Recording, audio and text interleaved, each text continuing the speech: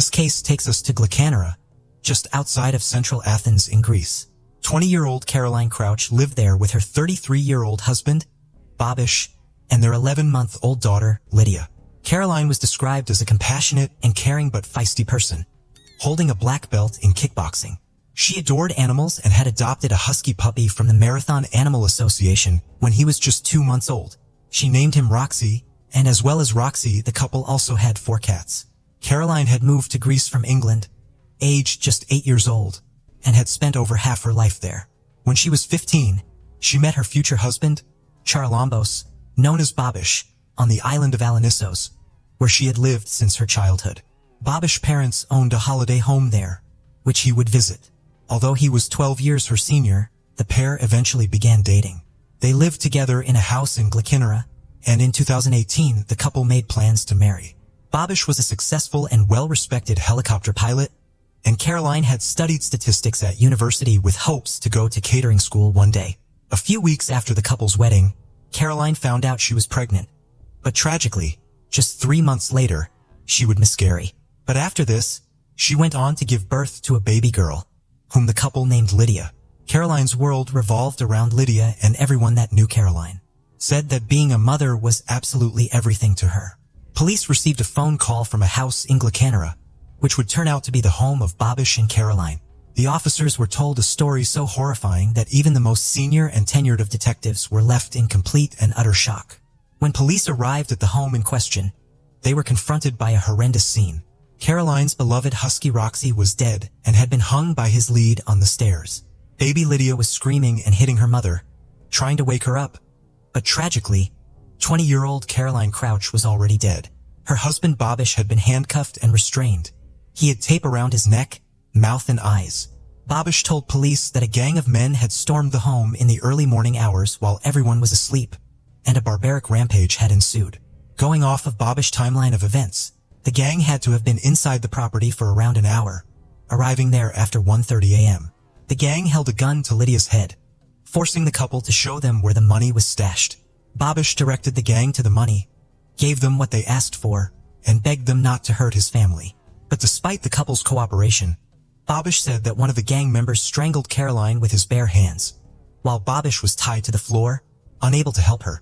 He said after a while he could no longer hear his wife's cries for help, and shortly after this he lost consciousness and was left for dead. When Bobish regained consciousness, he used the small gap in the tape over his eyes to find his phone, and used his nose to dial the last number in his call logs. This number was for one of the couple's neighbors, but because the tape was covering his mouth, all that could be heard on the end of the phone when the neighbor picked up was muffled sounds. The neighbor headed straight over to the house and once inside helped Bobish to call the police. Earlier in the night, that same neighbor recalled hearing Roxy crying, but assumed he must have just been fighting with the cats. When police began their searches of the property, they found that the equivalent of over £10,000 in cash which had been hidden inside a Monopoly box had been taken, along with around £20,000 worth of jewelry. Bobish said the money was stashed inside the home as the couple had recently purchased a plot of land and needed to pay some workers. He thought that someone had either tipped this gang off, or someone inside the gang must have had some prior knowledge about this. The cruel, brutal, and barbaric nature of the crimes sent shockwaves throughout Greece that soon traveled internationally. The police were just as horrified and commented on how rare crimes like these were in their country. Everyone was outraged and panicked, and the community reached out to offer their support to Bobish and the couple's families. Though the couple had cameras all around the house, there was little footage available, as the cameras did not appear to be working or turned on at the time of the robbery and subsequent murder. On an outside camera nearby, they did spot a car driving near to the home around the time frame they were looking at, so at least they had that to look into. Sadly, DNA evidence collected from underneath Caroline's fingernails proved to be inconclusive. There were no witnesses, and no one heard anything. Apart from the neighbor that heard Roxy cry, apart from Babu's account and the camera outside, police had very little to go on. The story spread through the media like wildfire, and soon the whole world would be watching to see who would be arrested for these horrendous crimes. The pressure to solve it prompted government officials to announce a reward of €300,000. 3 days after Caroline's death, every shop, bar, and restaurant on the island of Alonissos closed, as its 2,000 residents laid to rest the woman they had adopted as their own. Baby son went a listening test to identify the language the gang had been speaking. He was able to determine that it was either Albanian or a language from the former USSR. After looking at 150 photographs, he also managed to narrow down the list of suspects to just 10. There was an Albanian gang that had been at the center of some very violent robberies, often subjecting the victims to torture and beatings.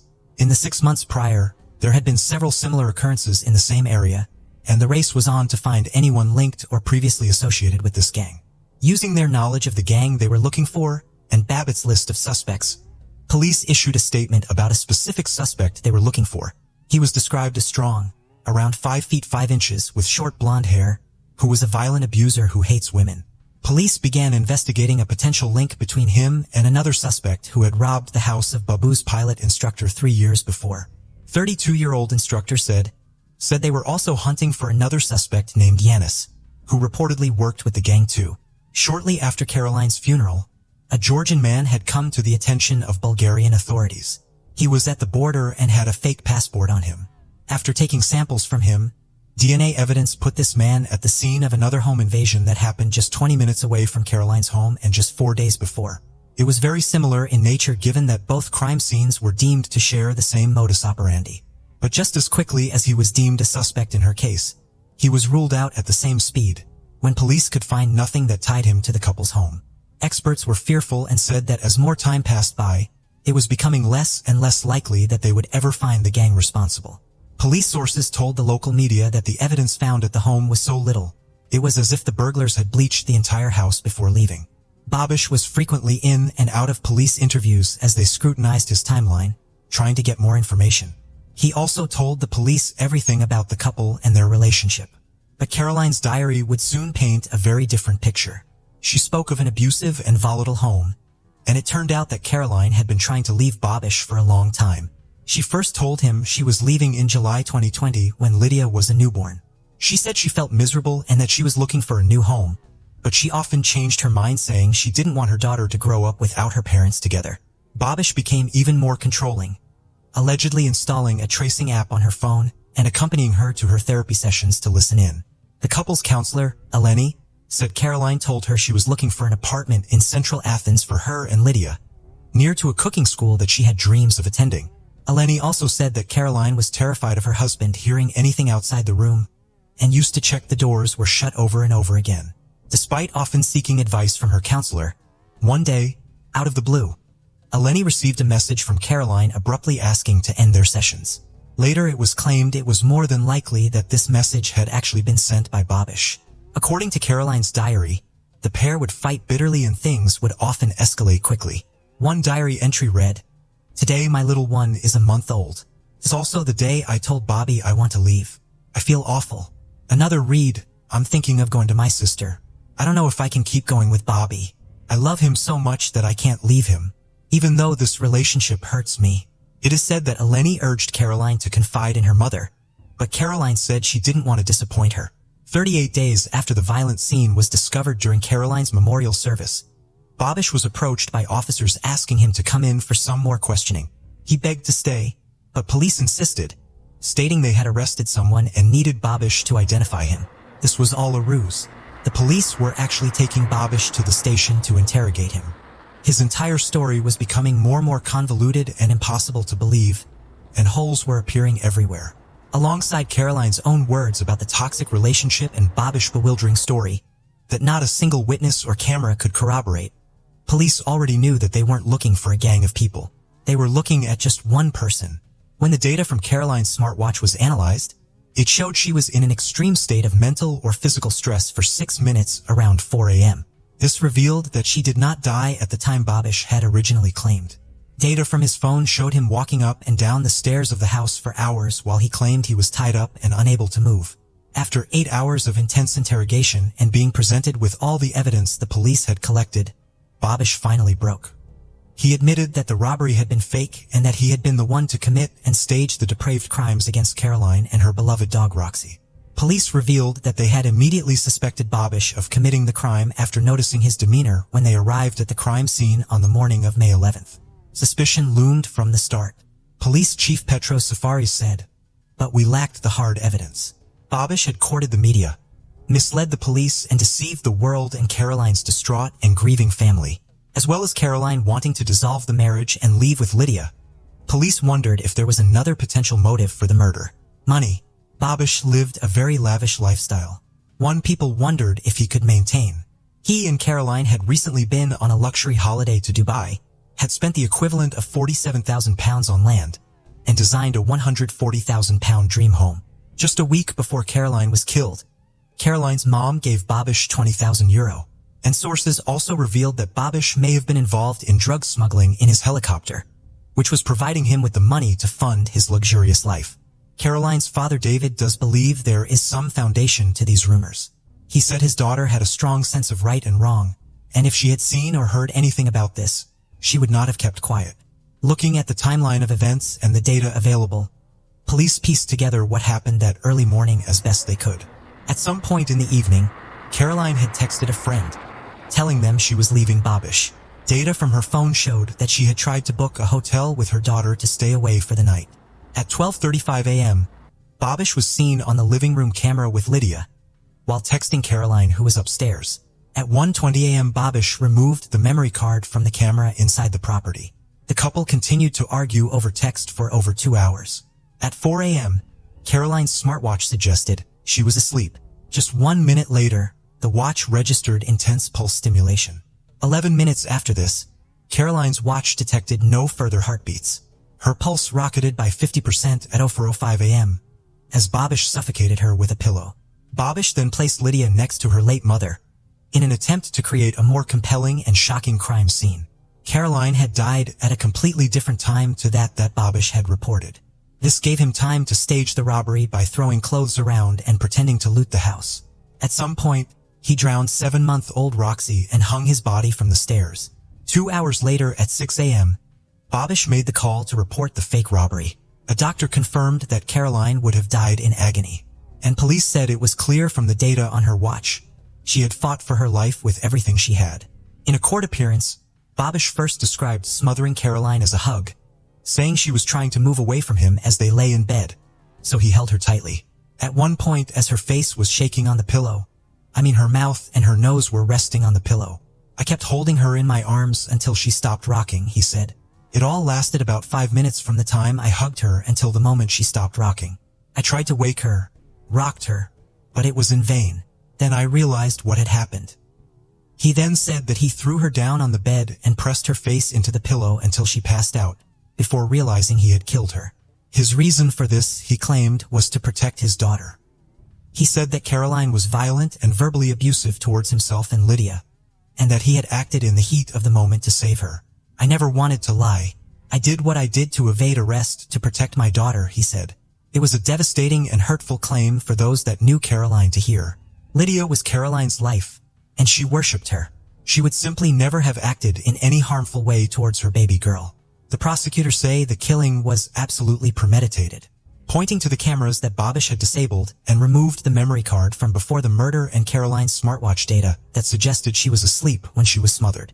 Babouz is charged with 2 felonies, the first being premeditated murder while in a non-agitated state of mind, the second being abuse of an animal. The 2 misdemeanors he faces are accusing others of a crime and repeatedly providing false testimonies. One of his lawyers resigned, telling reporters, Babish remains detained in Greece's high-security Korydallos jail, awaiting trial.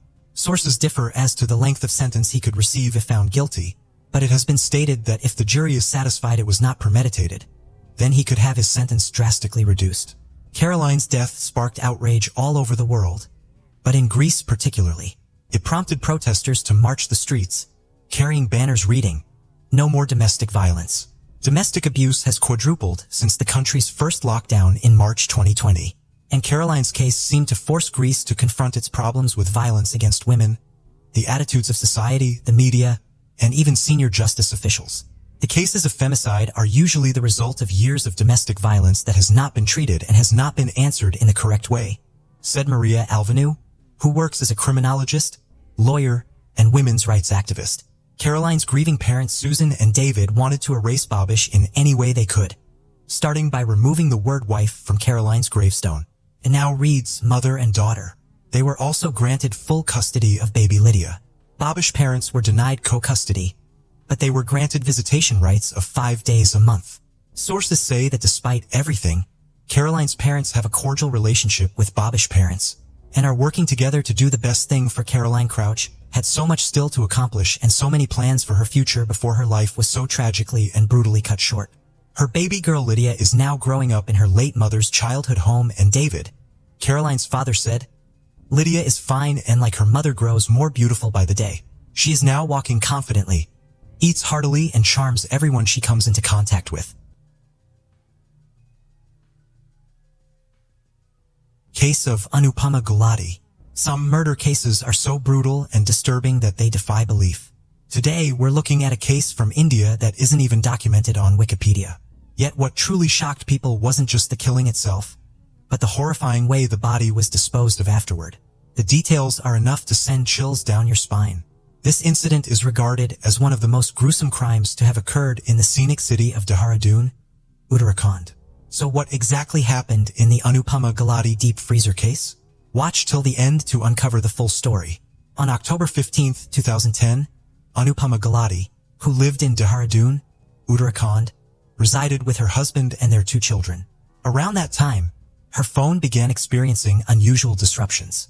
Her parents and brother would normally speak to her 2 or 3 times a week, so whenever her phone was switched off for extended periods, it caused them serious concern.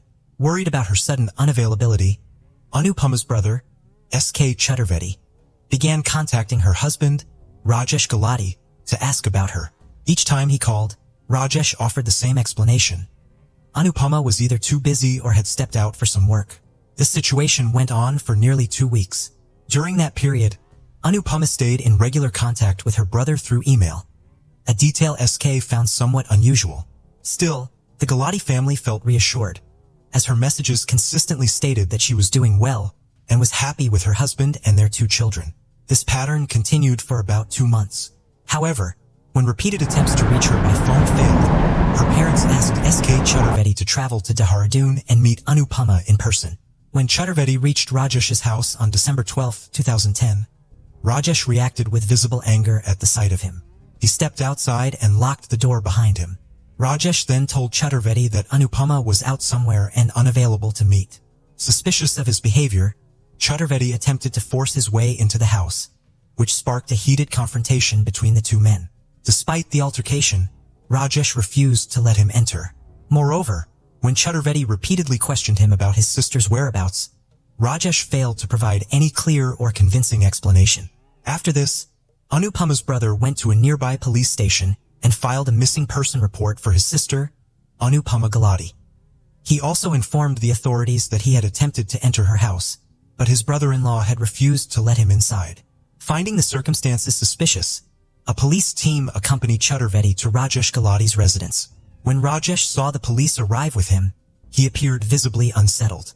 The officers began asking routine questions about Anupama's whereabouts, but Rajesh avoided giving clear answers and instead attempted to mislead them. However, the police quickly saw through Rajesh's attempts to mislead them and decided to conduct a thorough search of the house. During the inspection, one officer noticed a locked room. When it was opened, nothing appeared unusual at first glance, except for a large standing freezer inside. Since such industrial freezers are usually found in big stores or restaurants, the officers found it highly suspicious.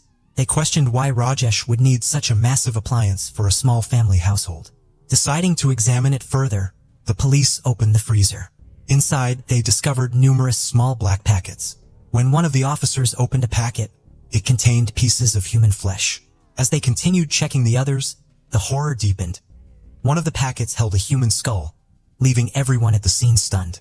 After the gruesome discovery, Rajesh Gulati broke down in tears and confessed to the police that the remains found inside the freezer were parts of Anupama's body. Following his statement, the police immediately placed him under arrest. After completing the required formalities, Rajesh was produced before the local court, where officers secured a 5-day police remand for further investigation. According to Rajesh's statement, he met Anupama while studying at Delhi University, where he completed his master's degree in science before going on to become a software engineer. During their university years, the two grew very close, and their friendship gradually developed into a serious relationship. Initially, they kept their relationship hidden from their families. However, they eventually decided to marry, and both families approved of their union. In 1999, Rajesh and Anupama were married in a grand ceremony. After his marriage, Rajesh's career took off quickly, and he landed a job at a big company in the United States. Rajesh and Anupama moved to the US, where they were financially stable and even bought a house. However, Anupama wanted to work too, but Rajesh opposed it due to the visa requirements. This led to arguments between the couple, and Rajesh discovered that Anupama was developing a close friendship with his close friend. This further intensified the tensions in their marriage. In 2006, Anupama gave birth to twin children, which brought some harmony to the household. However, in 2007 to 2008, during the recession in America, Rajesh lost his job.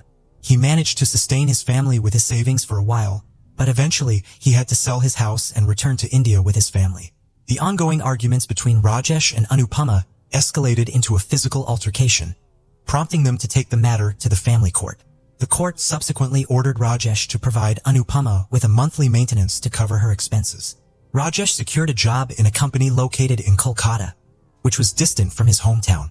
During this time, Rajesh befriended a married woman in Kolkata, and their bond grew increasingly close. Eventually, they got married in a temple without informing anyone. After his second marriage, Rajesh started living a normal life. He interacted with Anupama in a regular way, went to work every day, and did not let anyone suspect anything about his second marriage. However, Anupama observed Rajesh's behavior and understood that he also had a girlfriend in Kolkata. Despite this, Rajesh and Anupama had numerous arguments about this issue, and Anupama even started discussing divorce. However, Rajesh managed to convince Anupama, and their divorce did not occur. On the other hand, Rajesh was no longer paying Anupama the 20,000 rupees that the court had ordered him to pay due to all these disputes. On October 17, 2010, there was a significant altercation between the two individuals. During this incident, Rajesh became angry over something and forcefully pushed his wife. As a result, Anupama's head struck the corner of the bed, causing her to bleed from the head. Immediately after this, Rajesh was terrified for a few seconds, but then he himself lifted a pillow from the bed and used it to suffocate Anupama. Anupama Gulati had already died, and now Rajesh was trying to find a way to dispose of his wife's body. Rajesh happened to be at home on the 17th, and both his children were at school, so he thought he needed to find a place to hide Anupama's body before the children came back from school. Rajesh took Anupama to the second bathroom in the house and locked it. He then contemplated how to dispose of Anupama's body without arousing suspicion. However, shortly after, his children returned home from school, and when they asked about their mother, Rajesh told them that she had to suddenly go to Delhi. The following day, Rajesh went to the market and purchased a deep freezer, an electric chainsaw, a stone cutter machine, and small black envelopes. He hid these items in another room.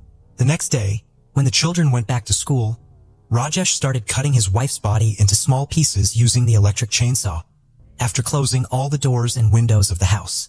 According to the statement given to the police, Rajesh cut his wife's body into a total of 72 pieces and then filled those pieces into black envelopes. After that, he carefully placed each envelope in the deep freezer to prevent the smell of the corpse from spreading. It took Rajesh quite a few days to kill Anupama Gulati, cut her body, and keep it in the freezer. During this time, whenever Anupama's parents or brother called, Rajesh made excuses to avoid them. He also came up with excuses for their neighbors who inquired about Anupama, and he had already convinced both children that their mother had gone to Delhi. In addition, Rajesh had access to Anupama's email, which is why he continued to communicate with Anupama's brother to ensure that those people did not suspect that Anupama was no longer in this world. However, after committing the murder, Rajesh went to the famous tourist destination of Mussoorie in Uttarakhand with his children for a weekend getaway. During this trip, Rajesh would take 2 or 3 envelopes from the fridge and discard them in the gorge or forests along the way. After this revelation, everyone was shocked, and the police also went to the place where Rajesh claimed to have disposed of the pieces of Anupama's body. After quite a bit of investigation, the police found some black envelopes in the surrounding forests and a gorge. Now, after collecting this evidence, Rajesh Gulati was sent back to jail. On the other hand, his twin children were sent to Delhi with Anupama's brother, S.K. Chaturvedi. The court officially granted custody of the children to Chaturvedi on March 7, 2011. However, Rajesh Gulati's father, Satyapal Gulati, filed an appeal against this court decision. But on November 3, 2012, the court dismissed Satyapal Gulati's appeal and awarded custody of the children to Chaturvedi. Additionally, based on the police's evidence, It was proven that Rajesh Gulati had brutally murdered his wife and cut her body into 72 pieces. After a lengthy trial lasting 7 years, on September 1, 2017, Rajesh Gulati was sentenced to life imprisonment and a fine of 1.5 million rupees for the murder.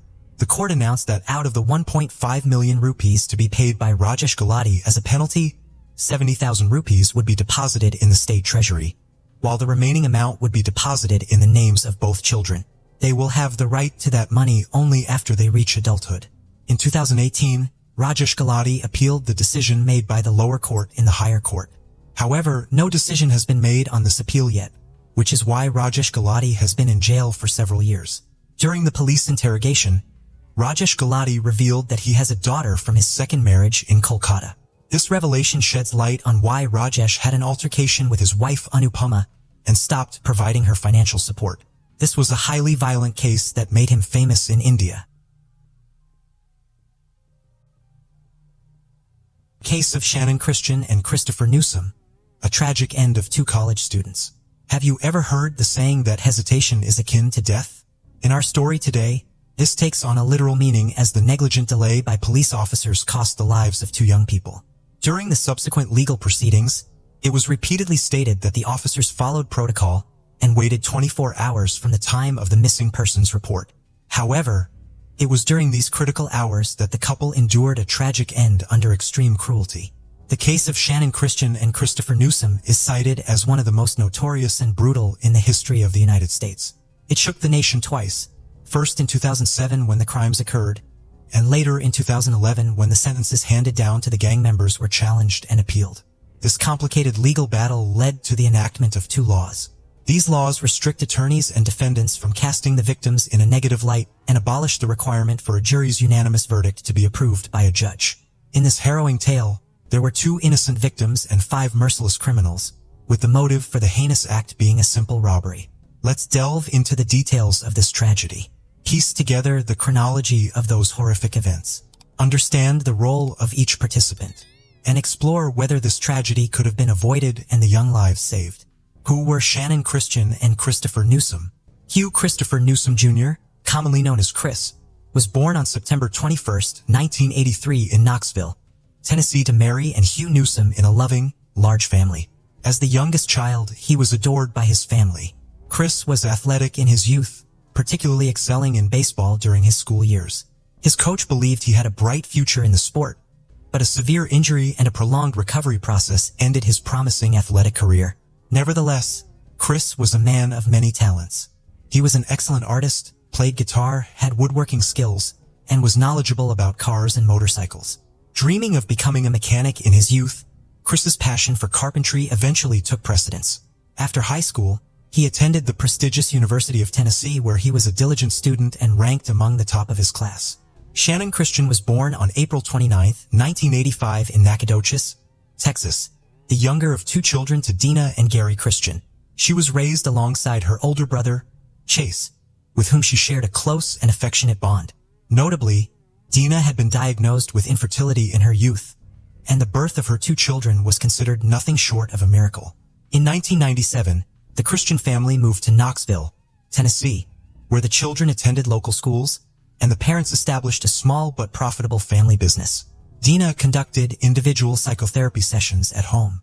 Shannon, sharing her mother's interest in psychology, was outgoing and kind-hearted. After high school, she pursued a degree in sociology at the University of Tennessee and worked part-time to save for her dream of buying a car. Her parents and brother helped her realize this dream on her 21st birthday, contributing towards the purchase of a silver Toyota 4Runner. It was on the university campus in 2006 that Christopher and Shannon met through mutual friends. She was just 21, and he was about to turn 23. It was love at first sight, and the couple became inseparable. Within a month, Chris introduced Shannon to his parents, expressing his desire to spend his future with her. Shannon reciprocated by introducing Chris to her family, who warmly welcomed him. In October 2006, a significant family dinner was held, attended by both their parents and siblings. Discussions revolved around the young couple's deep feelings and their plans to marry after graduating from university. Everyone was happy and full of hope for the future, blissfully unaware of the tragedy that would soon befall their families. Vanished on the way to a party, on January 6, 2007, Shannon Christian and Christopher Newsom were invited to a birthday party of a mutual friend. That Saturday, Shannon visited a beauty salon to prepare for the celebration, parking her car in a nearby underground garage where they planned to meet. However, Chris was delayed, leading to a slight argument between them as they were running late for the event. Their friends became increasingly worried when Shannon and Chris did not show up at the party. Known for their responsibility, it was unlike them to miss an event without notifying anyone. Attempts to reach them on their phones were unsuccessful. In desperation, Shannon's best friend repeatedly called her mother late into the night to check if everything was all right, but received no answer. The next morning, Dina, Shannon's mother, realized that her daughter had not come home. Initially, she was not overly concerned, assuming Shannon might have stayed over at Chris's place after the party. Besides, Shannon had a work shift on Sunday, so it was plausible she went straight to work from Chris's place. However, Dina's concern grew when she noticed several missed calls from an unknown number around midnight. Returning the call, she heard Shannon's friend's voice, informing her that Shannon and Chris had not shown up at the birthday party and were unreachable. This instilled fear in Dina, sensing that something terrible might have happened to her daughter and her boyfriend. Neither Shannon nor Chris was answering their phones, and Chris's parents were equally surprised, believing he was staying at Shannon's place. Further anxiety arose when it was discovered Shannon had not shown up for work either. The worried parents immediately contacted the police, but the response was lackluster. The officer suggested the couple might have simply sought some alone time and lost track of it. They also followed the protocol that an adult is considered missing only after 24 hours without contact. But for Shannon and Chris, those 24 hours were critical. Not willing to wait, the parents and friends of the young couple began their own search. They contacted everyone they knew, visited hospitals, distributed flyers with their photos, and set up social media groups appealing for any information about the missing students. Despite their efforts, no useful information surfaced.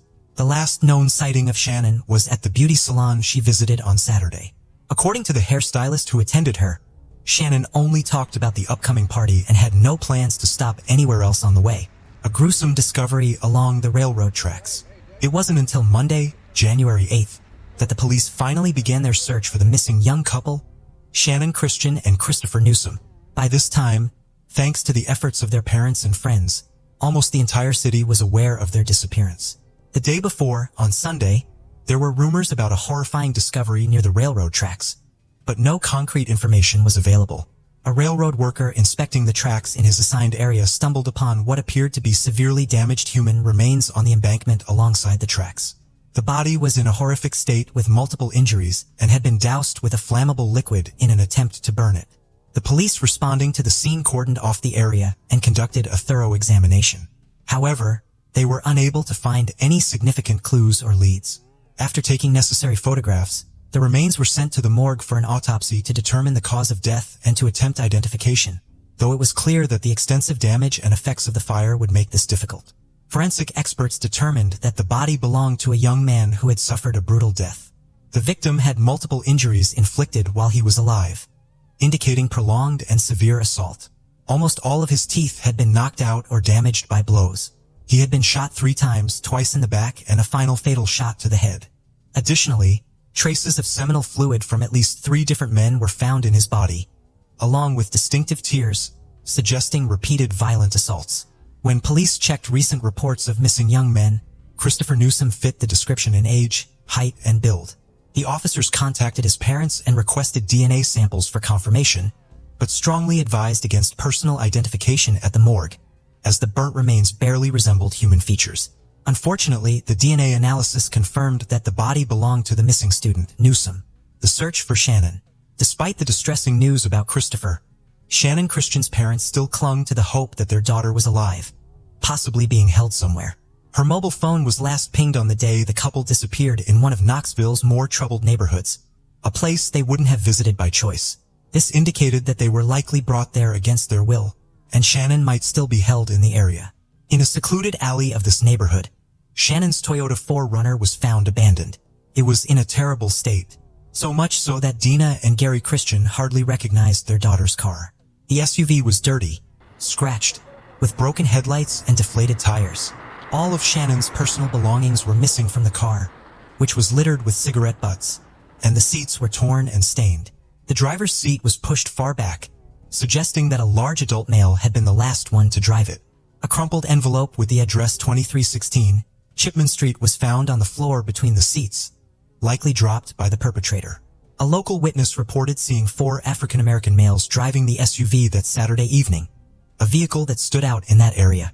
Fingerprints on the envelope led the police to Lamarcus Davidson, previously convicted for serious offenses.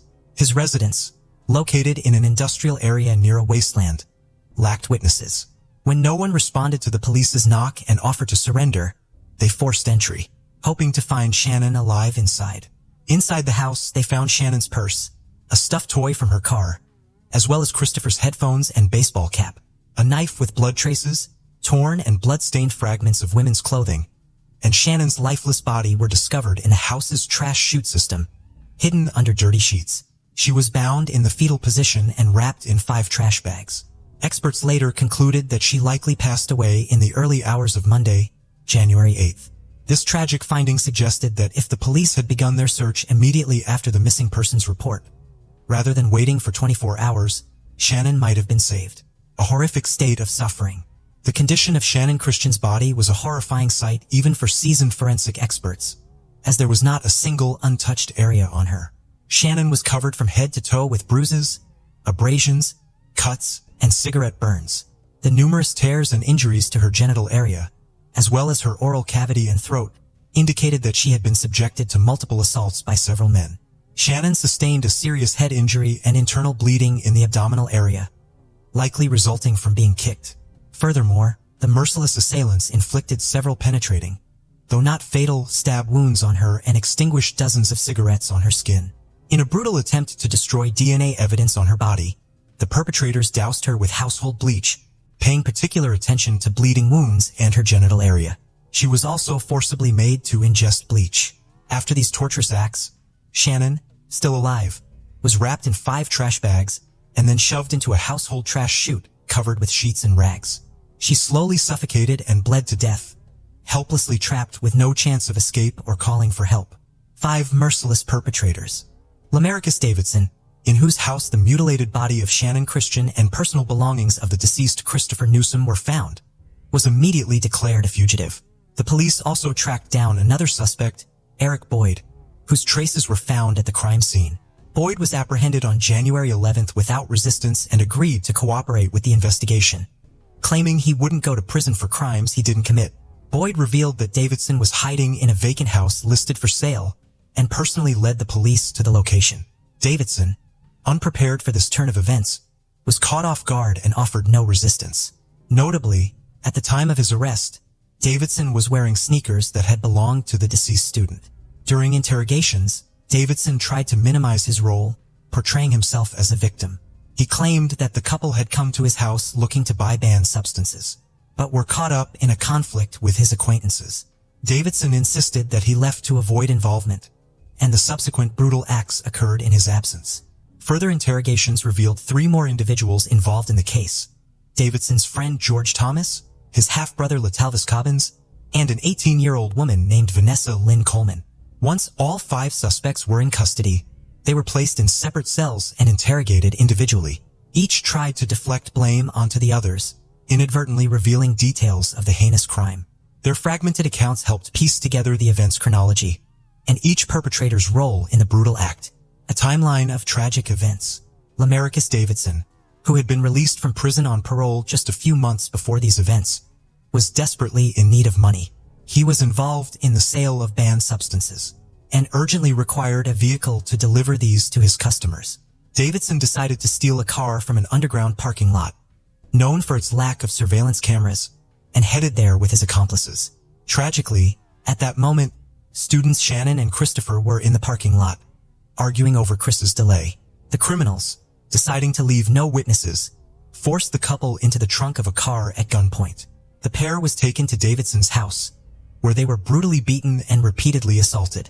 After midnight, a barefoot and undressed Christopher was again forced into the trunk and taken to the railroad tracks.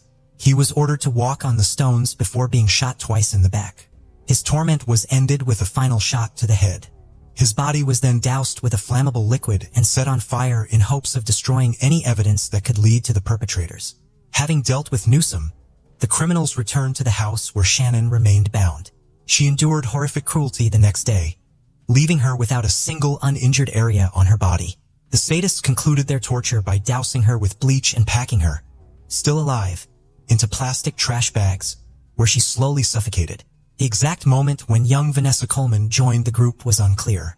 During interrogations, she claimed to be a hostage herself, participating in the torture out of fear for her life. However, Boyd indicated that Coleman was Davidson's girlfriend and willingly participated in the events, even taking some of Shannon's jewelry and mobile phone. Further, a personal diary found at Vanessa's home contained her descriptions of the horrors at her boyfriend's house, which she referred to as an exciting adventure. The initial trials and sentences during the investigation, it was established that Lamarcus Davidson, born in 1981, was the leader of the criminal group and the primary instigator of the brutal acts against the innocent victims. Davidson tried to deflect blame and downplay his role in the atrocities, attempting to shift responsibility onto the deceased themselves. Davidson claimed that the couple came to his house to buy banned substances and later suggested engaging in rough intimacy with him and his friends, a situation he said spiraled out of control. Remarkably, the defendant's lawyers latched onto this version, attempting to tarnish the reputations of the deceased in court. The parents of the victims later expressed immense emotional anguish over these claims. Nevertheless, Davidson was found guilty on 40 counts, including assault, kidnapping, robbery, and particularly cruel and premeditated termination of life, among others. The jury unanimously decided that Davidson deserved the death penalty for his heinous acts. Latalvis Cobbins, born in 1982, faced the death penalty for his role in the torture, assaults, and involvement in the termination of life. However, he was ultimately sentenced to life imprisonment without the possibility of parole. George Thomas, born in 1983, received a similar life sentence for his involvement in the same crimes with no chance of release. Eric Boyd, considering his cooperation with the investigation and assistance in capturing Davidson, was sentenced to 18 years of imprisonment. The relatives of both victims found the sentence outrageously lenient. As for Vanessa Coleman, born in 1988, the only female participant in the atrocities, the investigation proved her involvement in the torture, assaults, and in Shannon's tragic end. She was sentenced to 53 years in prison. Overturned verdicts and new hearings in 2011 while the criminals were serving their sentences and Davidson awaited execution. The case took an unexpected turn. The presiding judge resigned, admitting to a substance dependency. His ability to conduct trials was questioned, and his verdicts over the last 2 years were annulled, leading to new hearings, including the case of Christian and Newsom.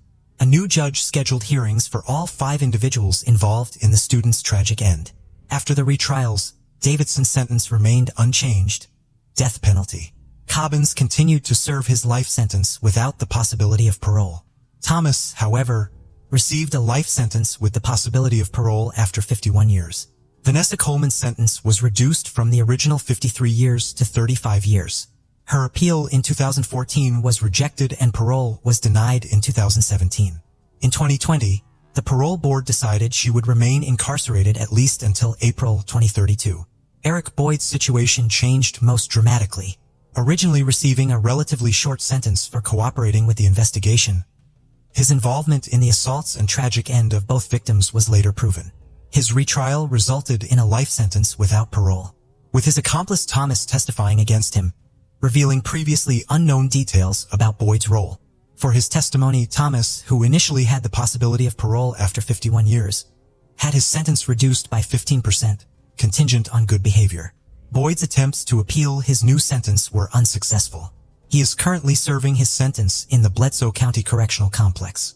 Davidson remains in the maximum security Riverbend institution, awaiting the execution of his death sentence. Public reaction and the case's impact. As previously mentioned, this trial garnered significant attention, widely covered in the press, and leading to the enactment of 2 laws. The first was aimed at protecting victims from defamation, attempts to shift blame onto them, and portraying them negatively. This was in response to the defense strategy of the accused and their lawyers, who tried to label the students as drug users and thrill seekers in a troubled neighborhood. These claims were completely false and caused immense pain and suffering to the victims' families. The second law eliminated the need for a judge's signature on a jury's unanimous verdict, which, if in place during this case, could have prevented the need for retrials and sentence reviews. The house at 2316 Chipman Street which became a torture chamber for the young couple, was demolished in the fall of 2008. A memorial was erected on the site in honor of Shannon Christian and Christopher Newsom. In memory of Christian, a golf tournament and a Christian charity foundation were established, providing support to victims of violence. Similarly, a foundation in Newsom's name was created, holding annual memorial baseball tournaments at Halls Park and awarding a scholarship named after the deceased student and former baseball player. It's important to note that despite the public outcry and widespread attention, the media initially misrepresented details of the case, either accidentally or intentionally. Many believe that the variations in reporting and delayed coverage were influenced by racial motives, as the victims were white and the perpetrators were African American. However, the head of the Association of Criminal Writers and Editors noted, "I can't confidently say that this case would have received more attention if 5 white criminals had been accused of committing similar atrocities against 2 black individuals." Additionally, the Knoxville police chief stated that there was no evidence to suggest these crimes were committed based on racial animosity. Kent in the UK is home to New Ash Green. The post-war development harbors a strong feeling of community and a sense of belonging. One of the residents was 46-year-old Sarah Wellgreen. Sarah enjoyed a close relationship with her family, and they would regularly meet up for lunch, shopping, and go on holiday together. Her mother said she cared deeply for other people and would always stick up for the underdog. Sarah was a devoted mother to her 5 children who were the center of her world. She would go all out for birthdays and other holidays. She had 2 sons, Jack and Lewis, from a previous relationship and 3 children with her partner, 39-year-old Ben Lacomer. She worked hard as a beautician and would work on evenings and weekends alongside bringing up her children. Her partner Ben Lacomer had been born in Greenwich, and in the early 2000s he moved to Majorca with dreams of becoming a pilot. The pair had met in December 2004 on a dating website. He made a good impression with Sarah's 2 sons, and Sarah decided to leave her job, and she and her 2 boys would move to Majorca to start afresh with Ben. But the happiness didn't last long. Due to her being unable to speak Spanish, she couldn't find a job, and this, coupled with her homesickness, made it very difficult for Sarah. Ben also wasn't able to become a pilot, so instead worked at the airport. They subsequently decided to move back to the UK, having already welcomed their first child. After settling into a new 4-bedroom home, 22 Bazes Shore and New Ash Green, Ben began working as a taxi driver, and Sarah would work as a beauty therapist. But the issues in the relationship began to show, with the pair arguing often. Sarah eventually decided to call time on the relationship, and in response, Ben threw her and her 2 sons out whilst keeping the 3 children they had together with him. Ben had arranged a court hearing for the very next morning in which he said Sarah had abandoned her children and consequently he was awarded custody. Sarah was unable to defend herself as she was unaware as to what was happening. Sarah was devastated. She and her eldest 2 children went to live with her mother and stepfather. Family saved every penny so they could be able to go and see a solicitor for legal advice. And in August 2016, she would be awarded full custody of the children. It was also around this time that her personal life began to move in a more positive direction when she met Neil James. Sarah met Neil on a dating app in 2016, and their relationship would go from strength to strength, culminating in an engagement. But Sarah was worried that if she tried to move in with Neil, Ben would battle her for custody. In 2018, she offered Ben the opportunity for them to live in the house together and cope her and their children despite their romantic relationship coming to an end, something her family had begged her not to do. This wasn't by any means an ideal solution as emotions between them were still running high. So Sarah decided to try and buy Ben's share of the house from him. Sarah had taken her children to school in the morning before heading to work to see her clients. She was also incredibly excited and happy as she had been able to secure a new, higher-paying job. At around 8 p.m., Sarah was seen coming home and heading inside. She sent several text messages, including to Neil. One message to a friend read, "There's always something to look forward to. You've just got to open your eyes and dream." The last text message was sent at 10 p.m. before she headed to bed.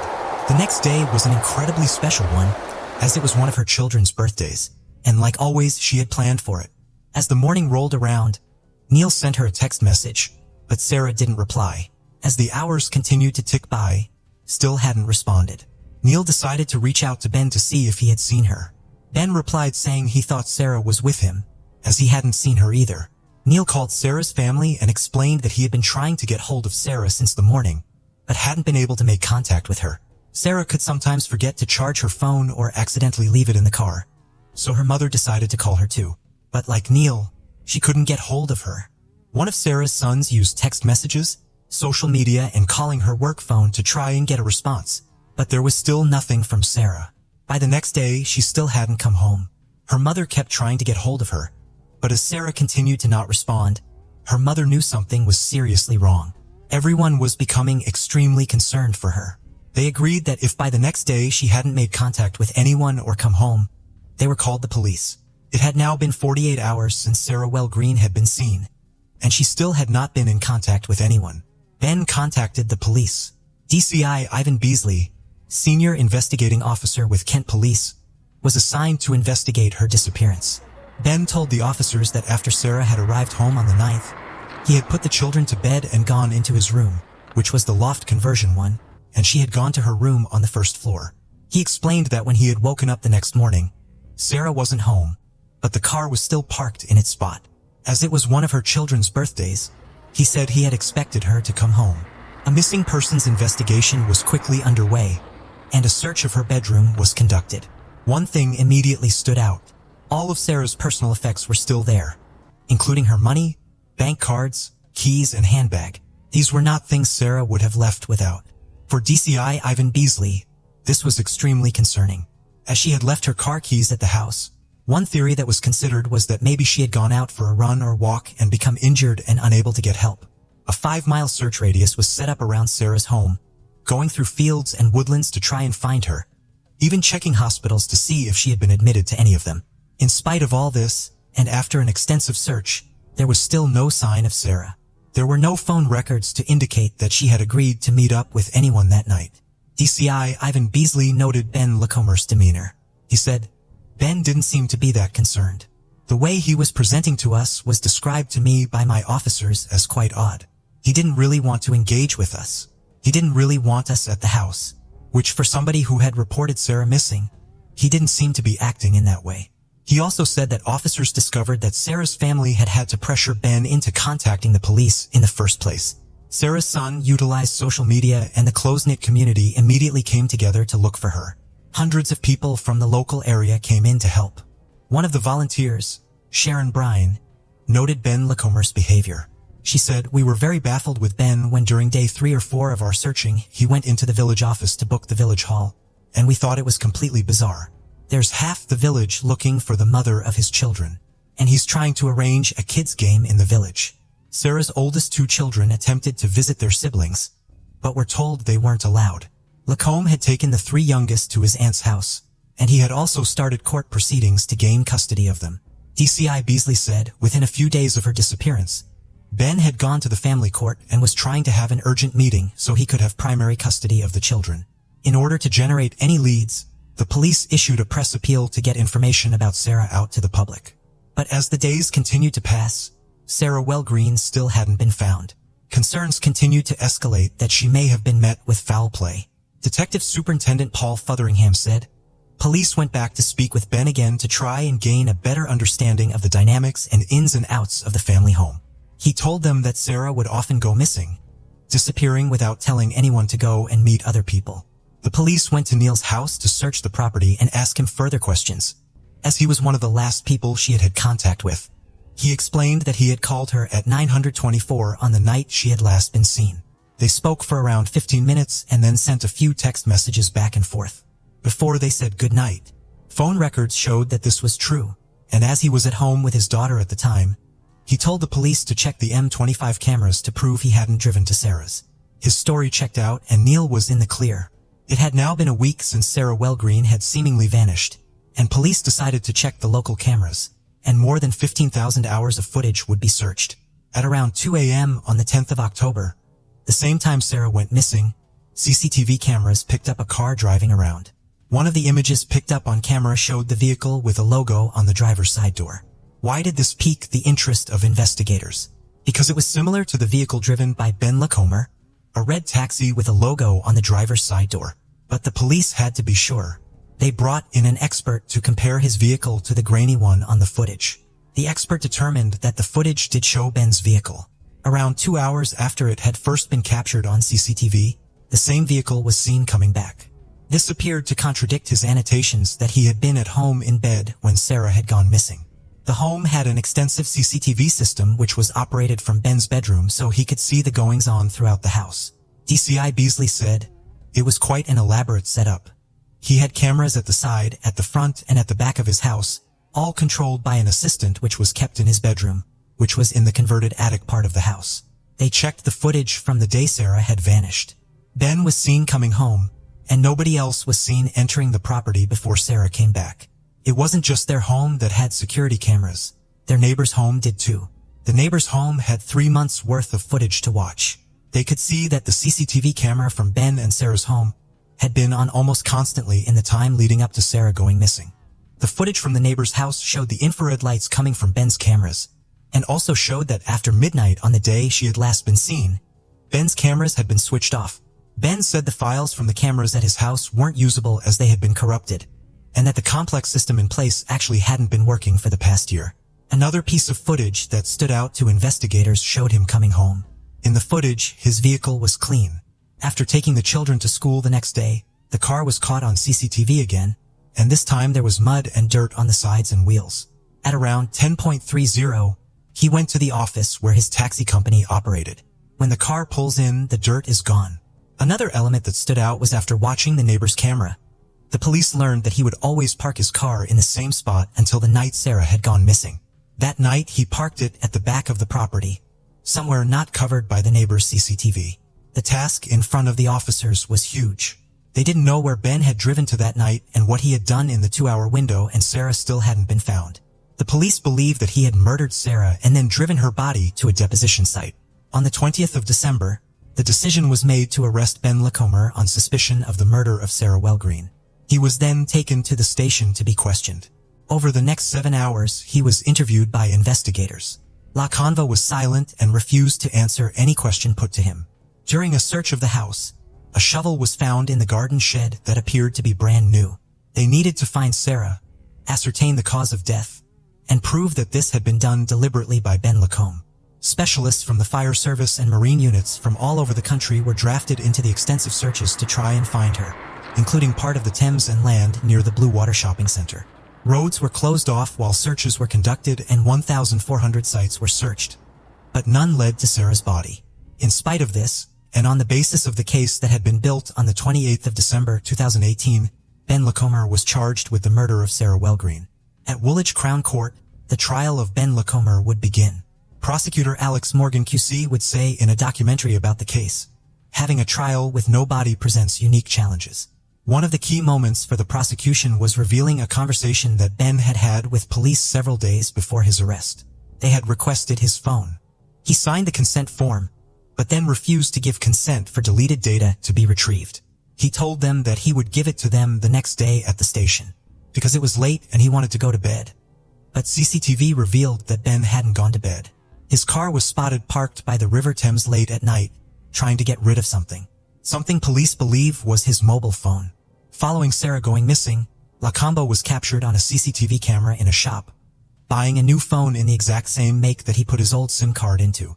DCI Beasley said, especially when there are concerns for a loved one, but actually Ben was more interested in the information we could retrieve from his phone and refused to give us his phone. Another element of the case that they argued was evidence of planning was the hours in between him leaving the address and coming home, indicating he had already chosen the deposition site for Sarah's body. When it came to the shovel that had been found during the search, the defense argued that it was there for his mother, so she could look after the flowers that were in front of the house. But the flowers of the home did not require such a big shovel, adding to the theory that it had been potentially used to dig a grave. Alison Morgan, QC from the prosecution, said that the idea he had bought what she referred to as a grave digger shovel as a present for his mother was complete nonsense. Over the course of the trial, more information would be revealed that painted a clearer picture of Ben and Sarah's relationship. When she arrived home from work on the 9th of October, she told Ben that she was planning to buy his share of the house, as her new job would leave her in a financial situation where that was feasible. This meant that in more ways than one, Ben Lacomer was losing control, and if she were to leave him for good and sell the house, he would have been left with virtually nothing. The judge, jury, counsel, court clerk, and ushers were given a police escort to the family home. To help them contextualize the evidence and see the inner workings of the home, including the intricate CCTV system.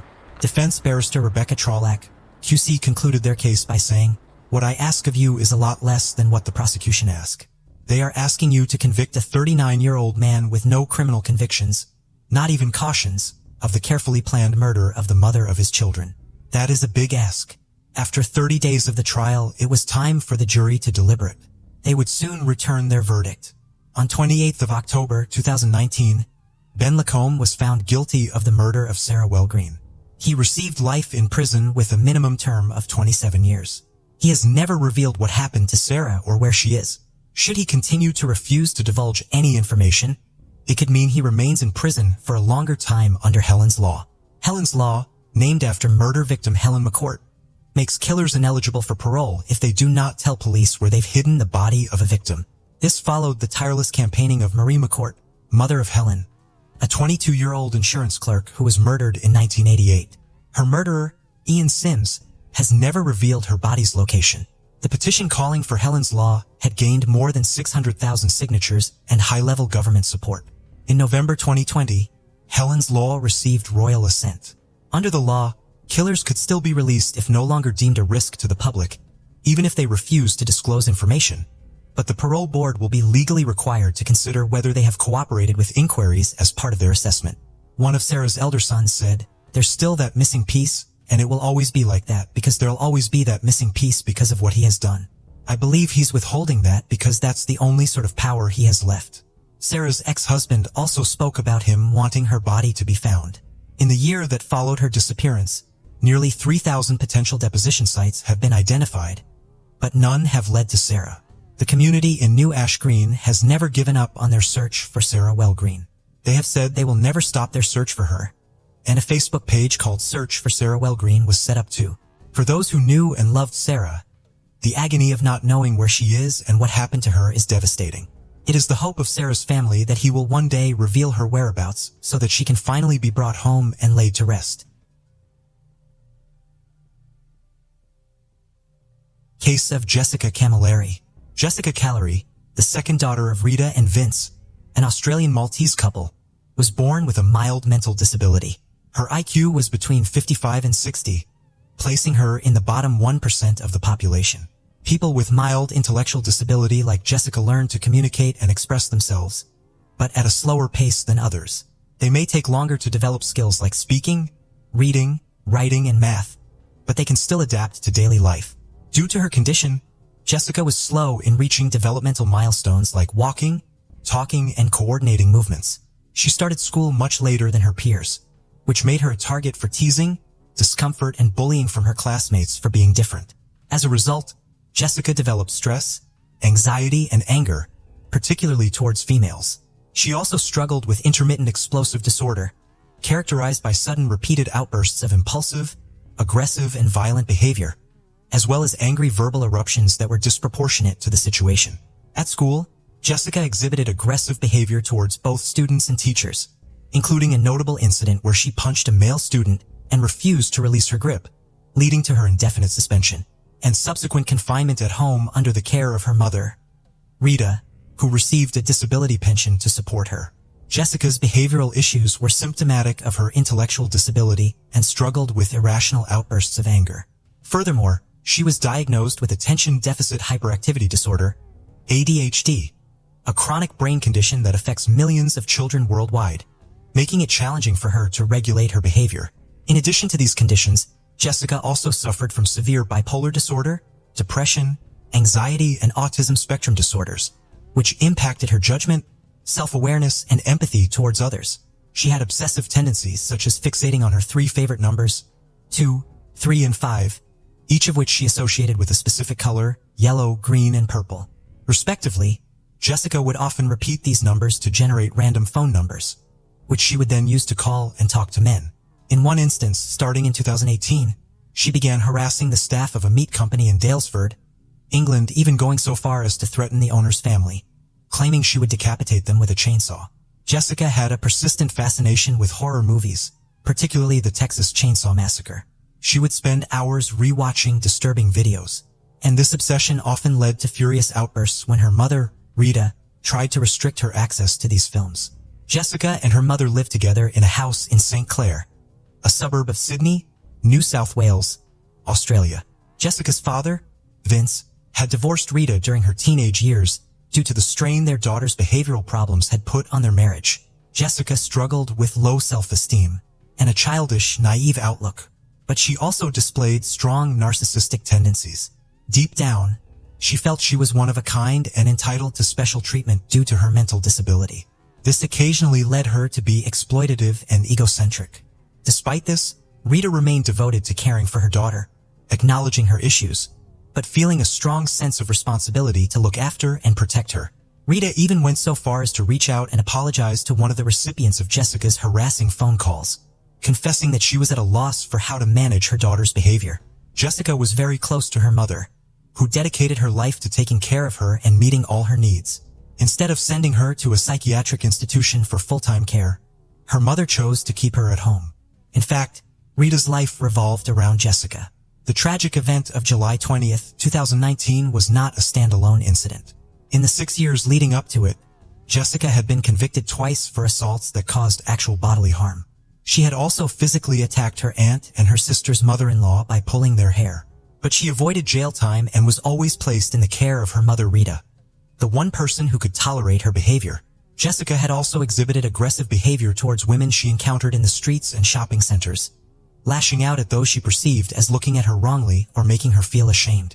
On one occasion, she was even barred from a doctor's office after becoming violent towards another patient in the waiting room due to paranoia.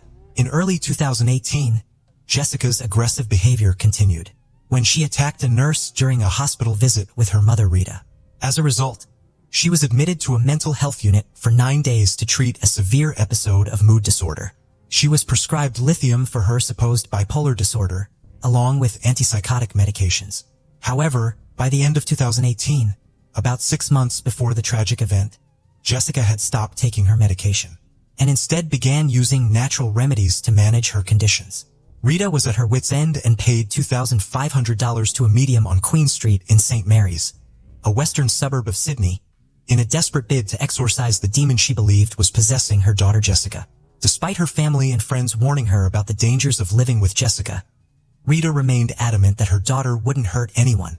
According to Christy, Jessica's older sister, their mother Rita had a heart of gold, always putting others before herself, including Jessica, who continually refused to seek professional help. Rita's sister often voiced her concerns that Jessica might harm her, recognizing Rita's unconditional love for her daughter.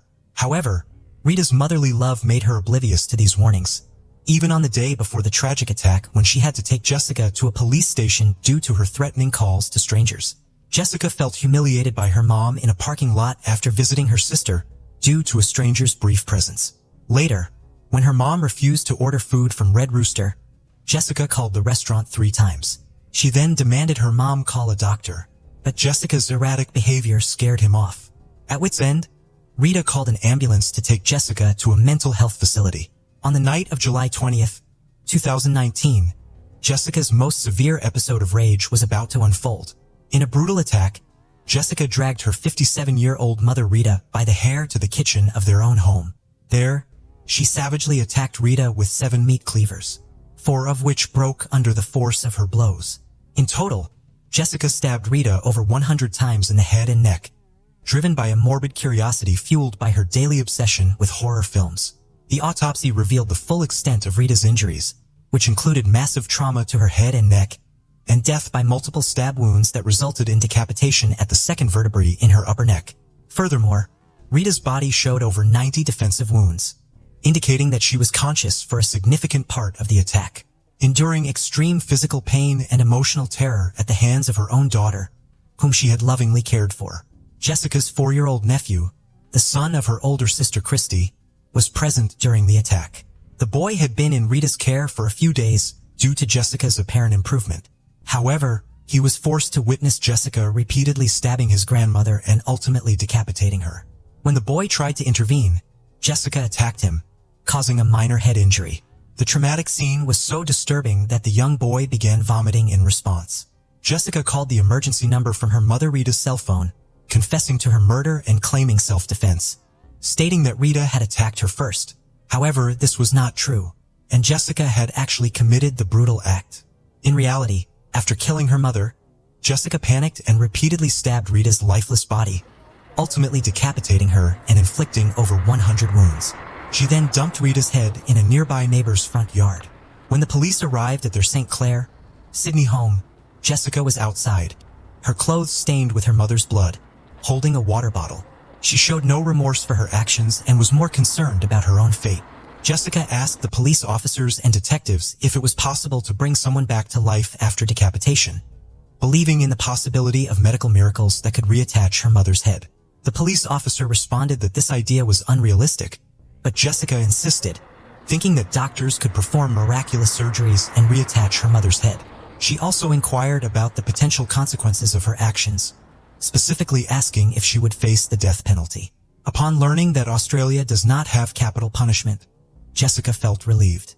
Furthermore, Jessica confessed to the police that the idea of decapitating her mother came from the horror movies she obsessively watched.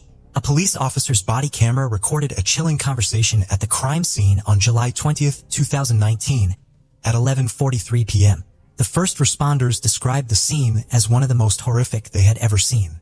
The next day, July 21, 2019, Jessica appeared in court but didn't apply for bail.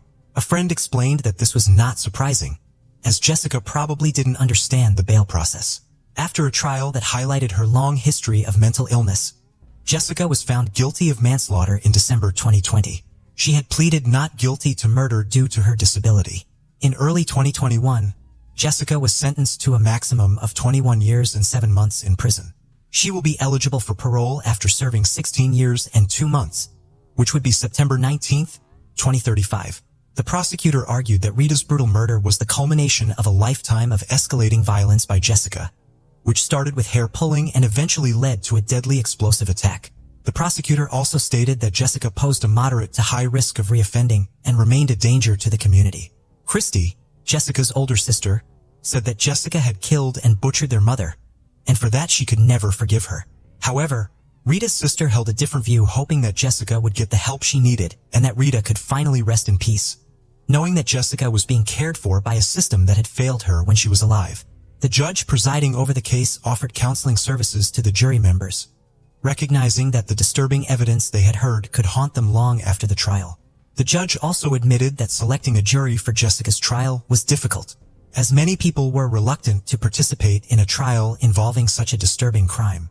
The judge described Rita's murder as one of the most brutal and cruel cases of homicide a court could encounter, emphasizing that the crime's severity was exacerbated by its occurrence in the victim's own home. Jessica's lawyer revealed that his client had expressed regret in a letter to her family after the crime. In the letter, Jessica accepted responsibility for her mother's death, acknowledging that Rita had not provoked her and taking blame for her actions. However, one of the psychiatrists who evaluated Jessica noted that she struggled to communicate through social gestures and displayed a relatively flat affect. The psychiatrist found no evidence of schizophrenia or hallucinations in Jessica. The conclusion was that Jessica's risk factors could only be managed in the long term with a comprehensive mental health support plan. Since entering prison, Jessica has persistently caused trouble. Only 2 months after her arrival on September 9, 2019, she got into a fight with another inmate over food trading and threw a teacup at them. Although she was charged with assault in local court the next day, she did not receive any additional punishment. On October 14, 2019, Jessica attacked another inmate, which resulted in her being placed in solitary confinement in her cell for 5 days. On November 3, 2019, she disobeyed an order, and on July 31, 2020, she damaged property, incurring a fine of $200 Australian dollars. Jessica was involved in another assault on November 21, 2020, which led to her being placed in solitary confinement for 7 days. In January 2021, she was convicted of common assault again, but did not receive any further punishment. Jessica has explained her behavior, saying that other prisoners make her life difficult, regardless of what she does or where she goes. She has also stated that prison life is tough and very different from the outside world. On May 15, 2023, Justice Peter Hamill of the Sydney Supreme Court rejected claims that Callari's original sentence was too harsh, and that the judge who sentenced her had misjudged the severity of her crime. However, Justice Hamill did rule that Callari should be resentenced, a decision supported by Justices Christine Adamson and Richard Kavanaugh. The basis for this decision was Callie's bizarre behavior, including walking into the street with her mother's head and asking emergency responders if they could reattach it, which demonstrated how out of touch with reality her actions were. After considering the opinions of multiple psychiatrists and a psychologist, Justice Hamill found that Callie's intellectual disability and autism spectrum disorder meant she only had a basic understanding of what was morally wrong. As a result, he ordered that she be resentenced to 16 years in prison, with a minimum of 12 years before being eligible for parole. April 25, 2011 A is made to 999, reporting that a house is on fire in Georgia Drive, in Nottingham, England. Two young boys have fled the house with the family dog as the fire rips through the building. Emergency services quickly arrive on scene and try to put out the blaze. As the fire ravages the house and the quiet suburban streets, word begins to spread that a woman has been found dead inside. One neighbor remarks, "You see things like that on the TV, but when you know the person, you just can't believe it." At about 7:30 that morning, fire investigation dog handler David Cross was paged with the control room saying he needed to attend the nearest police station at around 9 o'clock for a briefing before the fire investigation team went down to the scene, with them arriving at the house at around 11 a.m. The police cordoned off a large area around the estate, but there was substantial interest from the press. Journalist Rebecca Sherdley said that the first the media had heard of the incident was that there had been a fire on Georgia Drive. Many neighbors had come outside and reporters learned from speaking to them that the two young boys had managed to escape, but the lady inside had died. From the outside, there was severe smoke damage to the windows. The source of the fire was quickly found. It appeared to be around a body that was lying on the bedroom floor. The task of investigators was to try and work out exactly what had happened. The older of the two children who lived at the house, who was just 14 years old, told the detective as a horrifying and disturbing story. He explained that he had woken up in the middle of the night to use the bathroom. After exiting his bedroom, he had come face to face with a man in a mask, who proceeded to throw a hammer at him before fleeing. He then said that he went into his mother's bedroom that was on fire, where he found that she had been attacked. In a state of panic, he grabbed his little brother before running out of the burning building.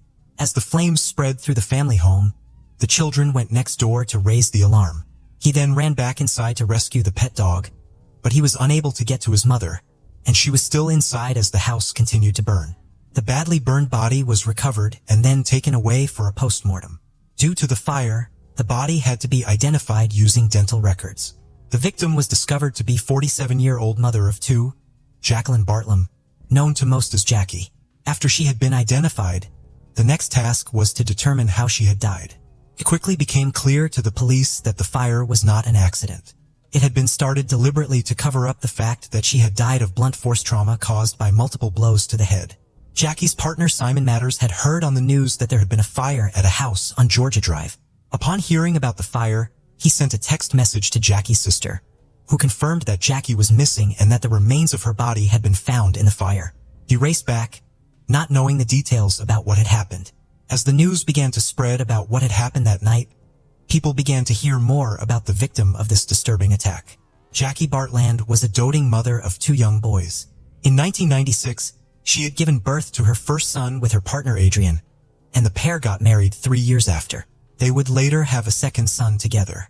They had a stable and comfortable life. They lived in a nice detached house in a middle-class area, and the children attended the local private school. But the happiness was not to last, however, as Jackie and Adrian's marriage would eventually end in divorce. Following the split, she had moved with her sons to another part of Nottingham. In May 2008, Jackie met Simon Matters on a night out. He didn't go out with the intention of meeting somebody, but he was soon smitten with her. Her loving and caring nature stood out to Simon, and he noted how she showed a genuine interest in people. The pair later became an item. By all accounts, Jackie was a loving woman who didn't have enemies. Nobody could understand why anyone would want to kill her in such a brutal way. Just 2 days after the terrifying house fire, the police announced that they had made an arrest. The full picture of what had happened wouldn't come to light until a name suppression order was lifted, allowing the press to name the alleged killer and give details on what had happened. This had been a meticulously planned and orchestrated murder. It wasn't a stranger who had broken in and savagely killed a woman at random. The killer was a child, Jackie's 14-year-old son, Daniel Bartlam. Daniel was born on the 11th of November 1996, with his little brother being born several years later. When he was just 8 years old, Daniel became obsessed with fictional gore and violence. As he began to retreat further and further into his dark world, he became more reclusive and isolated. He would spend the majority of his time in his bedroom feeding into his obsessions. He would watch his collection of horror films, with movies like Saw and Nightmare on Elm Street being frequently rewatched, as well as playing video games. Just 12 months after becoming obsessed with gore and violence, his life would be turned upside down. His parents' marriage fell apart and the couple would later divorce. Daniel and his brother would go to live with Jackie. Jackie went out of her way to try and minimize the disruption and continued to pay for his private schooling for around 6 months until it was no longer affordable. The divorce, as with many separating couples, had huge financial implications for the family. Due to the financial strain, she had to remove Daniel from his private school and instead sent him to the local comprehensive. Forensic psychologist Professor Kevin Brown said that as he had been removed from his private school and sent to a state school, he could have experienced bullying and feelings of ostracization from his classmates, as well as feeling a loss of status. It was also around this time of him changing schools that Simon and Jackie began to discuss moving in together, with them both selling their houses and buying one as a couple. But although they found several houses that they liked, they weren't able to find one that Daniel approved of. It was then too that Daniel's behavior began to change even more, becoming defiant and playing up. Daniel didn't chip in around the house and didn't do chores, with Simon describing him as selfish. Alone and frustrated with things happening that were outside of his control, Daniel began to isolate himself more and shut himself off from the world. Daniel also started to become more angry with the lack of attention he was receiving. His mother now had a new partner, and things were happening in his life that he couldn't control, all of which was feeding into his rage. He spent most of his time up in his bedroom and nobody knew what he was doing up there. From around the age of 12, he was mending laptops for people, and that's what they assumed he was doing alone upstairs. He also made several YouTube videos. One person who became concerned with Daniel's increasingly odd behavior was Simon. He was concerned that Daniel was too young to be consuming such explicit and adult material at his age. Whenever Jackie attempted to discipline her son, he would often become violent in an attempt to regain control. On more than one occasion, Simon had to intervene to protect Jackie from her young son. Simon described one occasion where Daniel had started shouting at Jackie. He got so close to her face that Simon had to put himself between the two. Daniel proceeded to run upstairs, and for the next 2 minutes he would kick the banisters, hit the wall, and swear and shout before going into his room and slamming the door shut. Jackie was so shaken and scared by her son's outburst. In 2010, he was reported missing from home by his mother. Frantic with worry, she contacted the police, sparking a huge search to try and find him. He was eventually found at 1 a.m. by officers as he was walking back to the old home his family had shared before the divorce. The police took him back to his mother's house, where she was again back at square one. Jackie continued to bear the brunt of his increasingly worrying behavior. She found a smaller and more affordable house in the Arnold region of Nottingham. In preparation for the move, Simon helped Daniel pack up his old bedroom. He found plastic toy boxes that were full of urine and feces that had clearly been there for some time. He also found dirty towels that Daniel had used to clean himself that he had then hidden under the bed. Simon was horrified and became even more concerned for Daniel. He soon made another disturbing discovery. Hidden in a laptop bag were a load of Jackie's underwear that she had been looking for. Forensic psychologist Professor Kevin Brown has argued that this was not due to a sexual motive, but rather an attempt to gain attention. Daniel's strange behavior was also noted at school. Following an outburst of violence in May 2010, he was referred to the school counselor. After this, concerns would continue to mount. In his counseling sessions, he would speak about hearing voices and how the voices were telling him to hurt people. He discussed visions he was having of killing people, and also spoke about how his school tie that he had called Fred had a life of its own and was trying to strangle him. He would also spend hours writing stories with Simon, saying some of them focused on children killing each other. He would draw pictures of people stabbing each other, with this taking place around a year and a half before the murder of Jackie. He had gone from consuming violent media to creating and producing it himself. As he moved into his early teens, he continued to feed into his fixation with violence and film. It was also around this time that he began to watch soap operas. Emmerdale and Coronation Street became ones he especially enjoyed, with one character in particular becoming an obsession for Daniel. The character of John Stape was a regular on Coronation Street, who started in 2007. He quickly became the villain of the show, involved in several major storylines including kidnap and murder, before being killed off in 2011. One of these storylines involved him battering another character called Charlotte Hoyle with a hammer, before leaving her body in the wreckage of a tram crash to cover up his crime. Other stories that Daniel wrote involved him being the most famous soap opera star that had ever lived, and had been on a soap for 50 years, highlighting his desire for either fame or infamy. Bartlam immersed himself in his fantasy world to such an extent that the boundaries between real life and fiction would become disturbingly and tragically blurred. By March 2011, just 6 weeks before the murder of Jackie Bartlam, a mental health assessment was carried out at Thornywood Child and Adolescent Mental Health Services. Following the assessment, it said that Daniel demonstrated no mental illness and he was judged as being little or no risk or threat to himself or others. By April 2011, the relationship between Jackie and Daniel had continued to break down and had now reached an all-time low. He was still obsessed with violent media and much of his anger was fixated on and directed towards his mother. April 25, 2011, everything appeared normal in the Bartlam household. Simon had been texting Jackie on the Easter Sunday, and everything appeared to be fine, with her saying that Daniel had plans to go out with his grandparents. He took the pet dog Meg to get her coat trimmed, mowed his mother's lawn, and ate some Easter eggs. Daniel spent the previous evening rewatching one of the Saw films. In the early hours of the 25th, he would set his disturbing plan in motion. It has been reported that he left the house and headed into the garden where he had hidden a can of petrol and a claw hammer in the shed. After walking back through the garden and into the house, he headed upstairs. After entering his mother's bedroom, he watched her as she slept for a while. He then proceeded to raise the hammer above his head, bringing it down with disturbing force. He struck his sleeping mother 7 times, fracturing both her skull and her face. After rolling her onto the floor, he used scraps of newspaper to surround her body. He then proceeded to douse her in petrol and then started a fire. He ran to his younger brother, waking him up to tell him that the house was ablaze, before running out of the burning building. As he waited on the street for the police to arrive, he began to tell the neighbors that a masked intruder had broken into their house and left through his mother's bedroom window. Even before the police got there, Daniel started lying to those around him. It wasn't long before officers started to question Daniel's version of events. When Simon initially saw the news reports, it just said that there had been a house fire in Nottingham. An hour later, it was confirmed that the fire had taken place on Georgia Drive, where Jackie had lived. Although it was yet to be confirmed exactly which house had been caught in the blaze, he said he knew it would be Jackie's, and he knew who would be responsible. Despite the best efforts of Daniel Bartlam to cover up his crime, forensics were able to find many pieces of evidence that pointed the finger solely in his direction. When the forensics team went into the home to search it, 2 hammers were found. One was a claw hammer, which following an examination was proven to be the murder weapon.